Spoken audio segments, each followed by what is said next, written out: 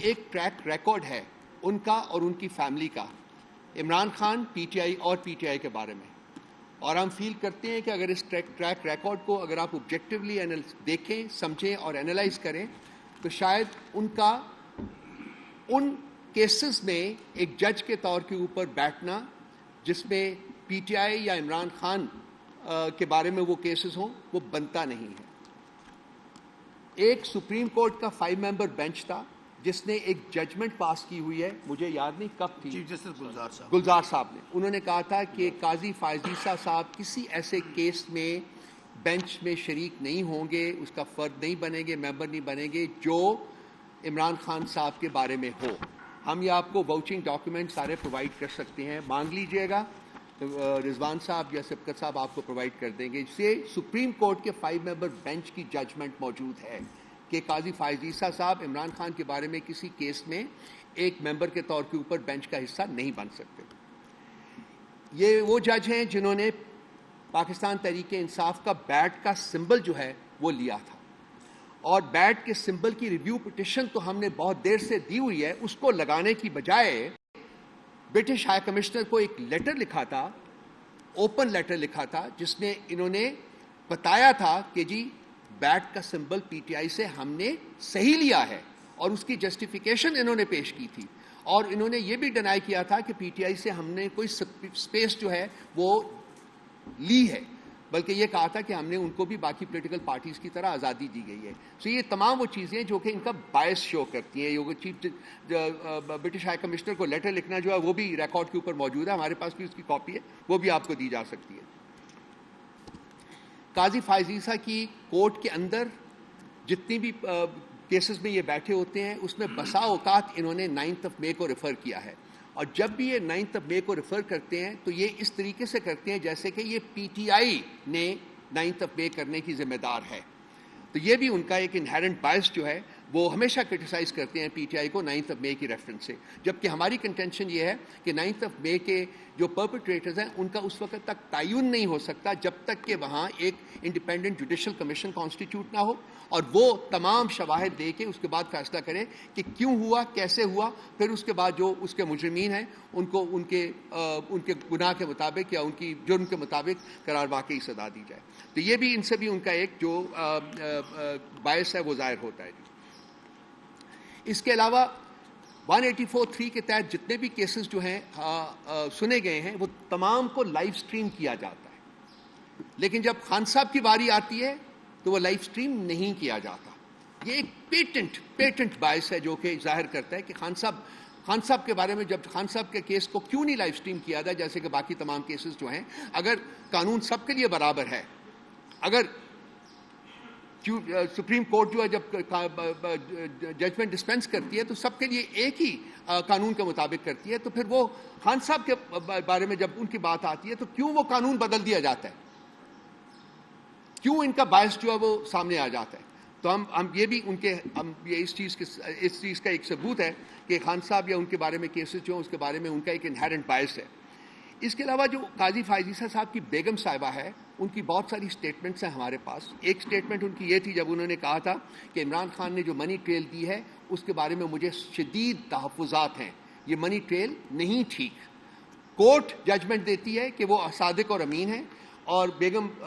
عیسیٰ جو ہے وہ سٹیٹمنٹ دیتی ہیں کہ جی مجھے ڈاؤٹس ہیں اس کے بارے میں اور میں اس منی ٹریل کو نہیں مانتی۔ یہ ان کی سٹیٹمنٹ ہمارے پاس یہ موجود ہیں، اس کے واؤچنگ ڈاکیومنٹس جو ہے سارے۔ اس کے علاوہ خان صاحب کو بطور پرائم منسٹر ریموو کرنے کی انہوں نے ڈیمانڈ کی ہوئی ہے، اور وہ بیسز انہوں نے بنایا تھا کہ انہوں نے اپنے ایسٹس جو ہیں وہ ڈکلیئر نہیں کیے۔ کورٹ کی ججمنٹ ایک ہے اور قاضی فائز عیسیٰ صاحب کی بیگم صاحبہ جو ہے وہ اس کے بالکل کانٹریری جو ہے وہ بیان دے رہی ہیں کہ جی ان کو as prime minister of Pakistan remove کیا جائے۔ اس کے علاوہ اسی چیز کے سلسلے میں انہوں نے ان کو کہا تھا جی کہ آپ میرے ساتھ لائیو ٹیلی ویژن کے اوپر آ کے بات کریں، میں آپ کو بتاتی ہوں کہ میں کیوں یہ کہہ رہی ہوں۔ اس کے علاوہ بیگم عیسیٰ نے عمران خان صاحب کو ایک لیٹر لکھا تھا، وہ لیٹر بھی ہمارے ریکارڈ میں یہاں اور وہ میڈیا میں بھی رپورٹ ہوا ہوا ہے، اور انہوں نے ان کو یہ کہا تھا کہ آپ ریاست مدینہ کو کیپٹلائز کرنا بند کر دیں۔ بیگم عیسیٰ نے خان صاحب کو لیٹر لکھا تھا جس میں انہوں نے کہا تھا، ڈیمانڈ کیا تھا کہ آپ ریاست مدینہ کو کیپٹلائز کرنا بند کر دیں۔ اس کے علاوہ جو ایک اور چیز ہے وہ ہے لاہور ہائی کورٹ نے آروز جو تھے ان کے بارے میں کیس جو تھا وہ ڈیسائیڈ کیا تھا کہ آروز جو ہیں وہ جوڈیشری سے لیے جائیں گے،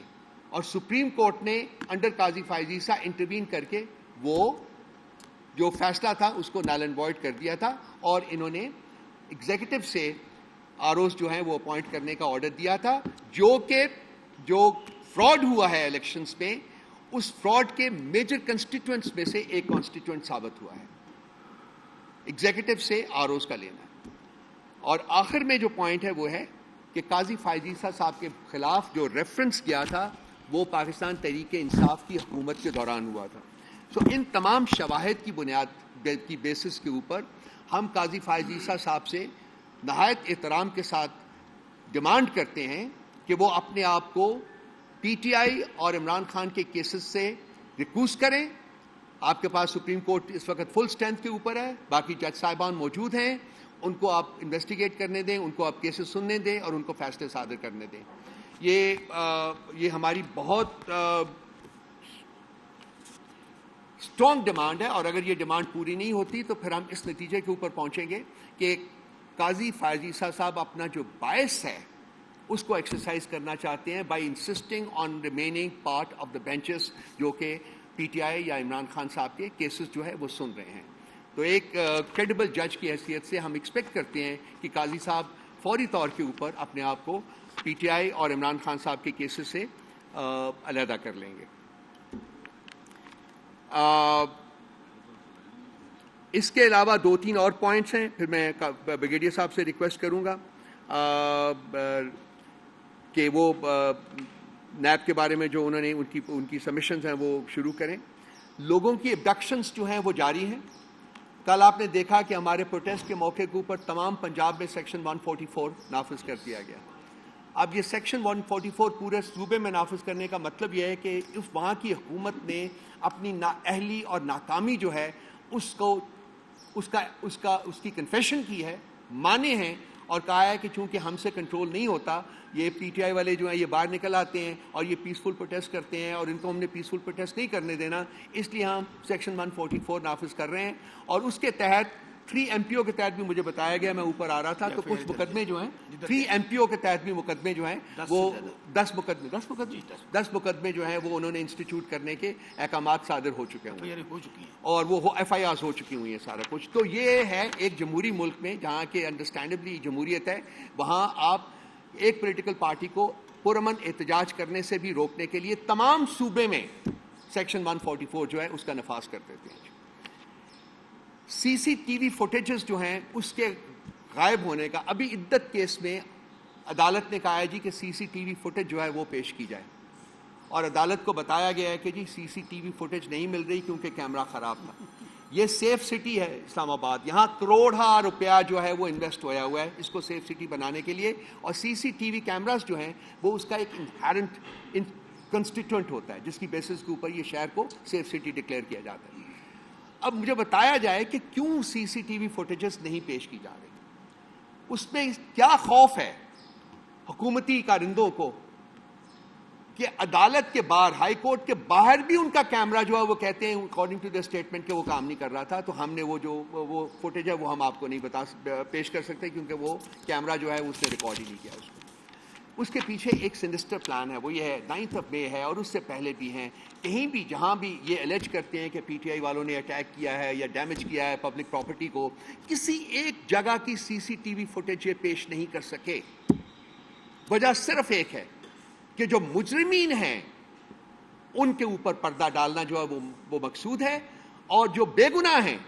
ان کو 1 سال سے زیادہ تک وہ جیلوں میں ڈالنا جو ہے، اور ابھی پتہ نہیں کب تک ان کو وہاں رکھنے کا ان کا ارادہ ہے۔ یعنی جو اصل جنہوں نے جرم کیا ہے ان کو محفوظ کرنا، اور جنہوں نے جرم کے ساتھ جن کا کوئی تعلق نہیں تھا، اور یہی وہ وجہ ہے کہ یہ جو جوڈیشل کمیشن ہے وہ بھی کانسٹیٹیوٹ نہیں کر رہے، اور ایک فرد واحد بیٹھ کے کہتا ہے جی یہ مجرم ہے اس کو پکڑ لیجئے۔ ایک رات میں 10,000 بندے انہوں نے اریسٹ کیے ہمارے، ان میں سے بہت سارے بندے جو ہیں 1 سال سے زیادہ تک جیلوں میں پڑے ہوئے ہیں۔ ایک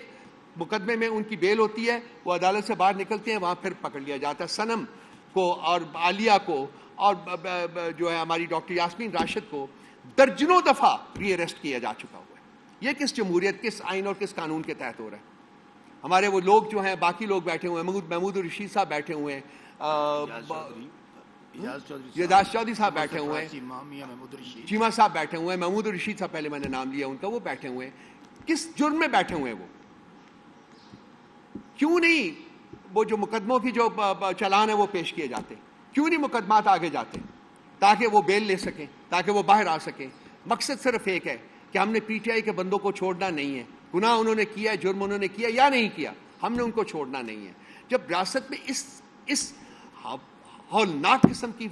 فسطائیت جو ہے وہ میں نے آج سے پہلے کبھی نہیں دیکھی. ہم نے جنرل ضیاء کا بھی وقت دیکھا ہوا ہے, وہ بھی کوئی اچھا وقت نہیں تھا. کوڑے پڑے تھے لوگوں کو,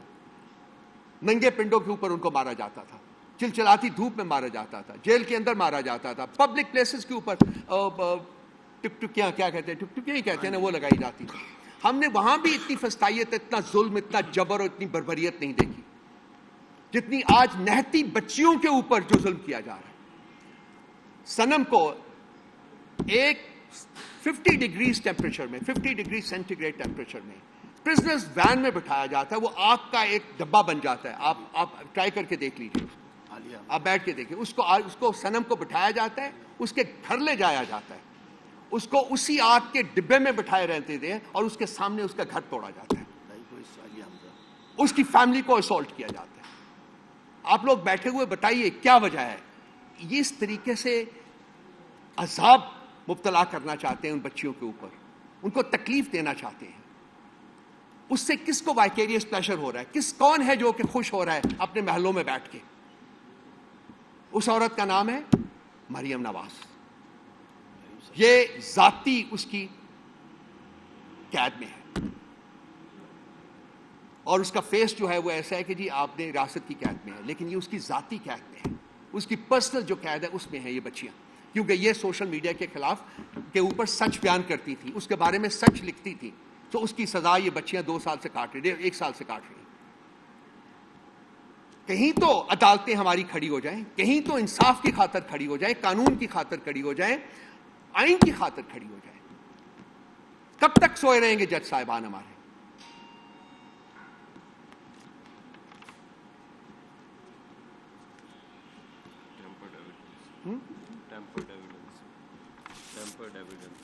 ہاں وہ تو اسی میں آ جائے گی میرا خیال. اس کا وہ بریگیڈیئر صاحب میں ریکویسٹ کروں گا سر, یہ اوور ٹو یو سر. وہ آپ ٹیمپرڈ ایویڈنس جو ہے سر اس کے اوپر بھی ذرا آپ ہی کر دیجیے گا. بسم اللہ الرحمن الرحیم. ایاک نعبد و ایاک نستعین. قاضی عیسیٰ کے بارے میں جو باتیں بتائیں گی اس میں بہت امپورٹنٹ نقطہ یہ تھا کہ وہ جب انہوں نے لیٹر لکھا تو اس وقت ہمارا بیٹ کا جو کیس تھا وہ انڈر ریویو تھا, اور جس جج کے نیچے انڈر ریویو ہو اور وہ اپنا مائنڈ دے دے تو پریجڈس وہاں سے اسٹیبلش ہو جاتا ہے. یہ ان کا ایک بہت بڑا جو ہے